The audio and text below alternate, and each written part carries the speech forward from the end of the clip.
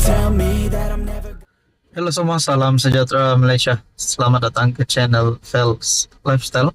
Untuk Anda Bapak, ini satu kejutan buruk untuk Najib Razak. Seperti yang kita tahu, Najib sudah pasti berharap untuk dibebaskan, berharap untuk mendapat kelebihan-kelebihan seperti contohnya sebagai tahanan rumah. Dan sudah pasti penyokong-penyokong Najib mahu Najib dibebaskan.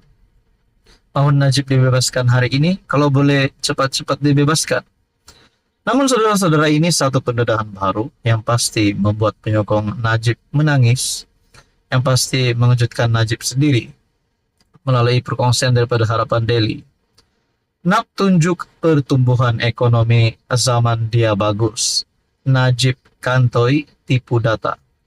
Saudara-saudara, persoalan yang bermain di pikiran ramai orang, kalaulah Najib terdedah lagi salah laku beliau yang lain, bukan saja berkaitan dengan case yang membuatkan beliau di penjara hari ini. Kalau ada lagi salah laku yang lain yang pernah dilakukan Najib, adakah beliau akan terus terperuk dalam penjara bertahun-tahun lagi?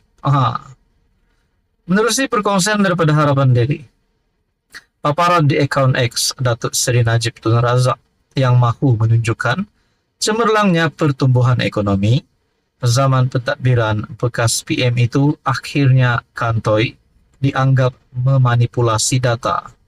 Dalam masa sama, sindiran pun menghujani hantaran itu, termasuk memohon pertimbangan Najib untuk mengeluarkan data ketirisan wang negara angkara rasuah sewaktu era kerajaan diterajuinya untuk dibandingkan dengan zaman kerajaan Madani kini.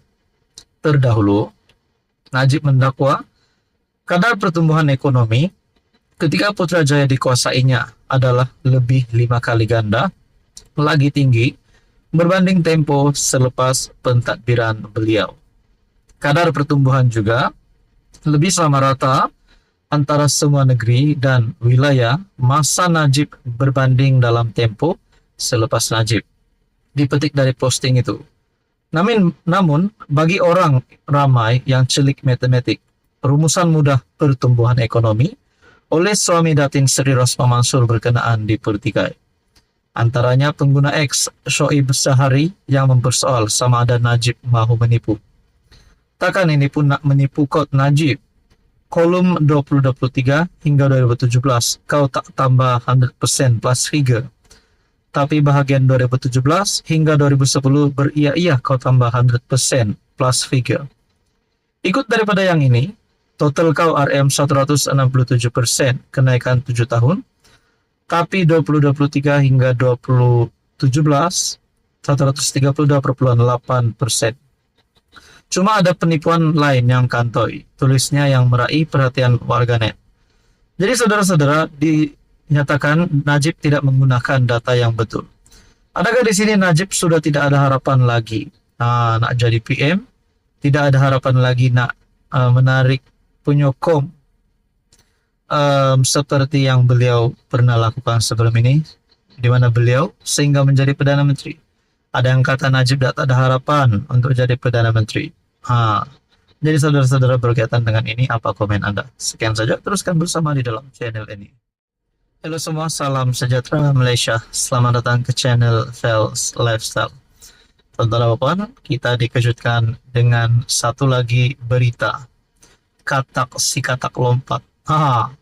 Baru-baru ini, salah satu pemimpin daripada UMNO yang digantung keahliannya sebagai UMNO akhirnya sah menyertai parti pembangkang ataupun parti PAS dan disahkan oleh Setiausaha Agung PAS sendiri, yaitu Taqiyuddin Hasan. Tidak lain dan tidak bukan Adun Rembia yang telah menyertai PAS. Sedangkan beliau hanya digantung. Kena ingat, beliau bukan dipecat. Maknanya beliau masih lagi terikat dengan undang-undang UMNO. Namun adakah ini menunjukkan bahwa PAS menerima katak? Adakah PAS tidak takut untuk parti itu pula yang ditikam belakang? Saudara-saudara, menerusi harapan Delhi pada 17 Julai. Drama Katak dan Kerengga. PN PAS sabotaj pemulihan ekonomi Madani. Mengapa waktu ini dipilih untuk PAS mengumumkan? Adun Rembia, Datuk Muhammad Jailani Khamis, melompat setahun lalu, walhal tak akan mengubah apa-apapun. Sebabnya PN PAS cuba menutup kejayaan kecil formula ekonomi Madani yang sudah menunjukkan momentum yang baik. Berita Katak lebih menarik perhatian rakyat. Maknanya mereka takut Anwar menang lagi. Mereka takut Anwar berjaya. Mereka takut Anwar akan meraih undi. Lalu mereka membuat berita berkaitan dengan Katak yang lebih menarik perhatian rakyat menerusi tulisan ini. Kalau momentum ini terus kekal, insya Allah ekonomi kita akan makmur, walaupun akan gigit jari dan ekonomi Malaysia dapat diselamatkan. Ekonomi berkembang 4.2% suku pertama 2024, melebihi jangkaan ahli ekonomi 3.9%. Pelaburan diluluskan tahun 2023, terbesar dalam sejarah. Ini adalah kemenangan kerajaan. Makna kata, selepas ini akan lebih ramai lagi menyokong Anwar Ibrahim, menyokong kerajaan. Dan mungkinkah penyokong-penyokong PN dan PAS ataupun pembangkang akan melompat parti, melompat sokongan, tidak lagi menyokong pembangkang? Rasanya sedikit sebanyak pasti ada. Prestasi ringgit kedua terbaik di Asia selepas India kini, kadar pengangguran rendah, inflasi berjaya turun dari 4% ke 1,5% dan kini 2%. OPR kekal 3% kali ke-7. JPM Morgan naik taraf rating Malaysia setelah 6 tahun kerana perkembangan ekonomi yang sangat memeranjatkan. Malaysia jadi hub penting semikonduktor dengan pelaburan masuk puluhan bilion dan Malaysia dianggap pemenang dalam suasana ketegangan China dan AS. Apa rakyat dapat? Anak-anak dapat kerja, gaji lebih baik di sektor tertentu, taraf hidup dapat ditingkatkan. Dulu Presiden PAS Hadi Awang dan kerajaan tepuk atap jadikan Kerengga sebagai alasan untuk makan gaji buta dan gagal selesaikan isu rakyat dan ekonomi negara. Kini saya yakin PMX dan kerajaan Madani, PH, BN, GRS, GPS terus kuat bekerja, tidak kira berapa banyak Kerengga menggigit kerana kestabilan kerajaan. Kita patut bersyukur dengan nikmat yang Allah kurniakan, walaupun ada jenis manusia yang susah hati melihatkan segala kebaikan yang kita alami. Ini adalah satu kemenangan terhadap Anwar Ibrahim.